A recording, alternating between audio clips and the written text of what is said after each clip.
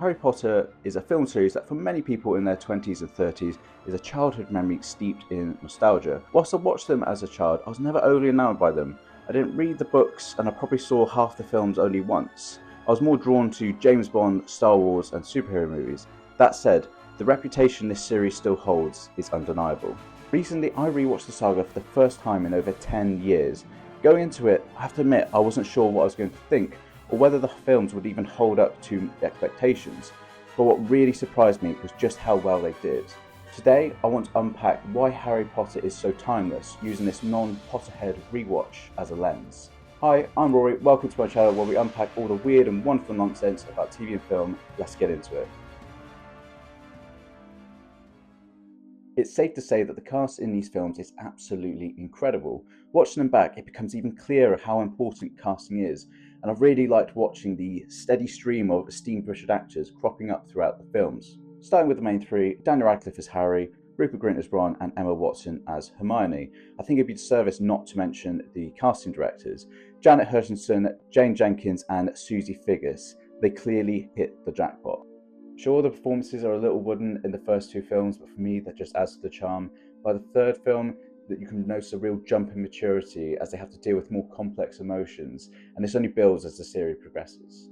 These three form the core of the films, acting as a vessel for the audience, particularly children, as they have to navigate this dangerous and unforgiving world. You really get a sense of bond between them. The supporting cast is just as remarkable. Alan Rickman as Snape, Maggie Smith as Professor McGonagall, Robbie Coltrane as Hagrid, and Brendan Gleeson as Mad-Eye Moody. They all bring gravitas, warmth and depth to their roles. When watching the films back to back, the change in Dumbledore's is quite jarring. Richard Harris's soft, kind-hearted take quickly shifts to Michael Gambon's harder-edged version. After finishing Chamber of Secrets, I wasn't sure I'd like Gambon as much, but I was pleasantly surprised. He has a great chemistry with Radcliffe, cementing their bond as the series heads towards its finale. As brilliant as the children are, the series relies on the great foundations of supporting actors who give the world texture, depth, and continuity across a decade. Overall, and I know this is an incredibly hot take, the story of Harry Potter and his friends is very well told. I don't think it'd do any good me narrating the tales, so instead I picked out a few narrative threads that really stood out to me. The first one is in Chamber of Secrets. I found the twisting mystery utterly gripping. It's like a murder mystery hidden inside a children's film, with the petrifying attacks, the slow reveal of clues, and then that final confrontation with Tom Riddle. Harry and Ron are constantly on the back foot, even at the climax, when Harry's facing the basilisk. You know he's going to survive, but it's not obvious how. One detail I kept noticing was how much easier this could have been had Hermione not been petrified. Whether this was intentional or not, her absence really highlights how essential she is to the trio, and it reminds you that these characters' strengths don't exist in isolation. It's their bonds and teamwork that makes them so effective. This interplay of danger, mystery, and character makes The Chamber of Secrets one of the most compelling films in the series.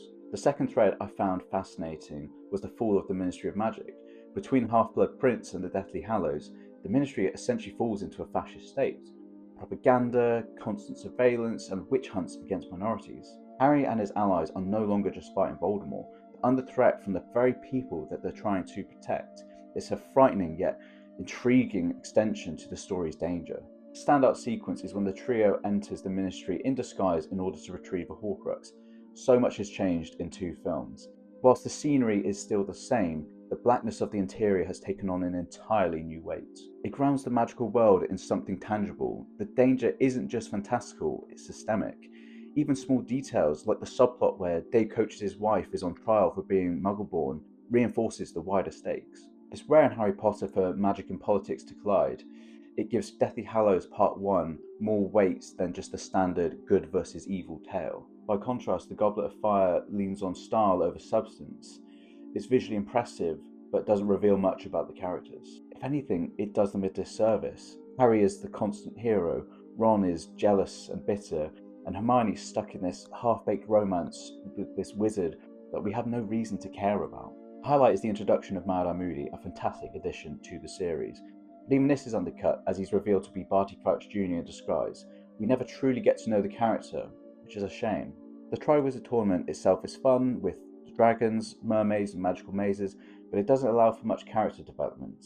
and it also creates this really odd pacing as we're waiting for each stage to unfold. Ultimately, Goblet of Fire is a good watch, but it prioritises spectacle over emotional, character-driven storytelling that defines this series. The films tell a fantastic overarching story, and whilst I may not agree or love some of the decisions made, at the heart of them and what makes them so great are the characters who inhabit them.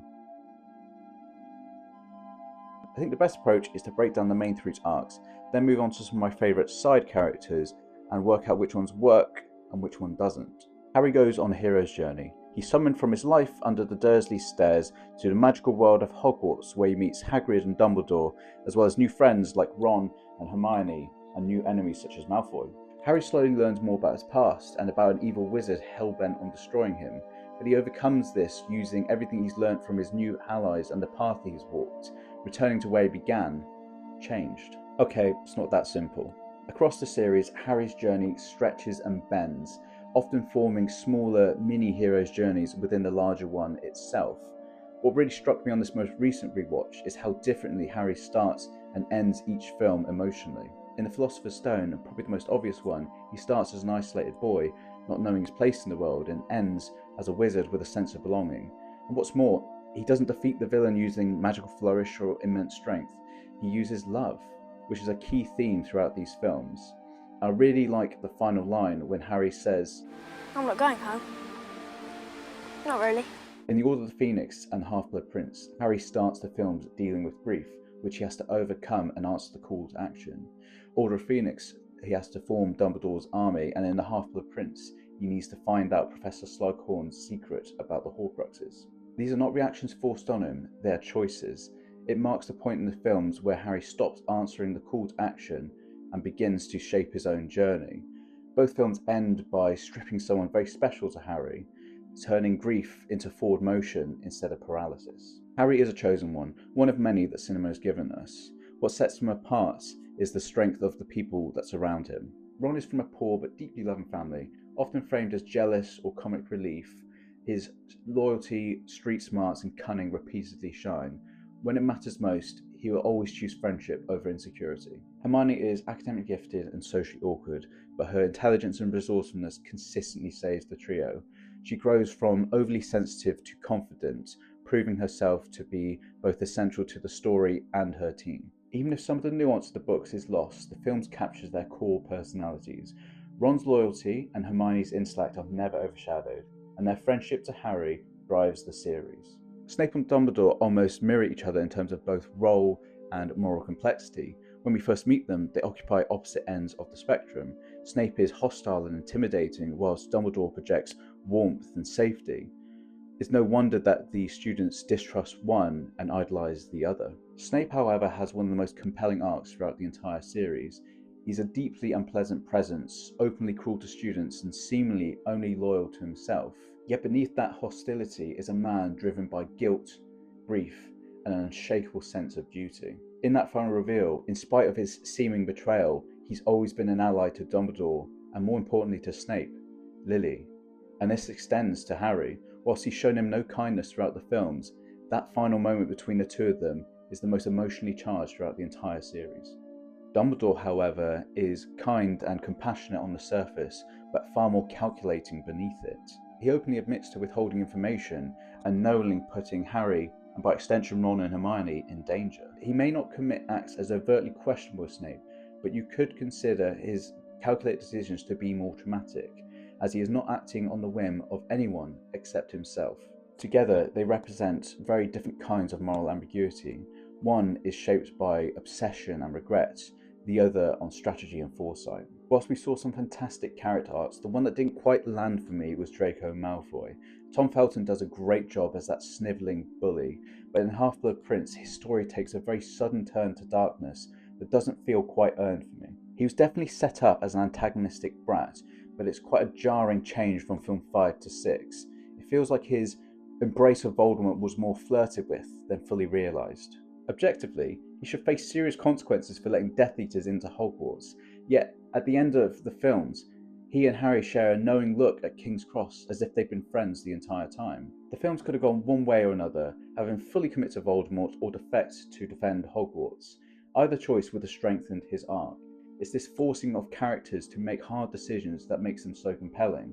But then again, maybe that was the film's intention. Draco is weak willed, trodden down, with only the veneer of being a pompous bully. World building is an element in filmmaking that allows you to subconsciously buy into the world. As a child, you don't really notice it much beyond this is where the characters live. As an adult, it stands out more. Harry Potter offers a very strong example, though in the recent rewatch, I noticed the drop off. The first two films are the strongest examples of environmental storytelling. The world feels tactile, putting us in Harry's shoes as he experiences magic for the first time. Diagon Alley is packed with fantastical architecture, purposefully dressed extras, and magical background gags.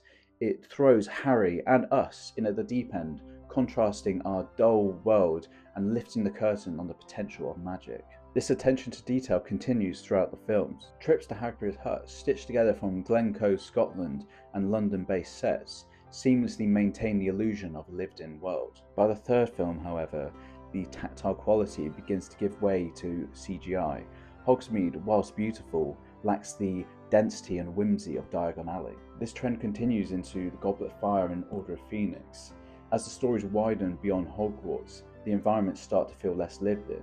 The Department of Mysteries in particular feels quite soulless, especially when you compare it to the rich, detailed interior of the Ministry of Magic earlier. Enough doom and gloom. I only wanted to highlight this because I found the world building of the first two so compelling, and it made me realise just how far filmmaking has moved away from practical effects. One element that does persist throughout the films is background magic. The characters could be chatting at a table whilst behind them spells quietly play out, or the characters move through the rooms and wizards are performing mundane tasks using magic. I'm not criticising CGI, these films are on a very tight schedule.